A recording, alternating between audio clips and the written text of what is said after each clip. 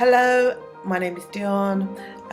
This is quick tip bonus video number 2, and I'm talking to you about getting used to listening to your own voice and why you should record and listen. The number one reason, in my experience, why people will never have difficulties getting used to listening to their voice is because they don't like the sound of it. So they don't listen to it. But actually, it's really important to get used to hearing your own voice, hearing its quirks, hearing its nuances, hearing its resonance, its tone.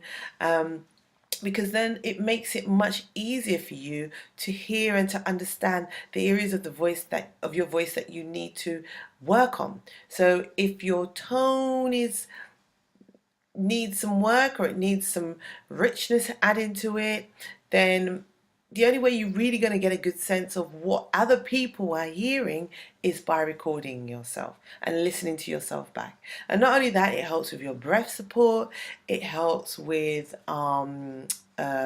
you hearing where your voice is best placed. You can't really get that sense until you actually start recording yourself.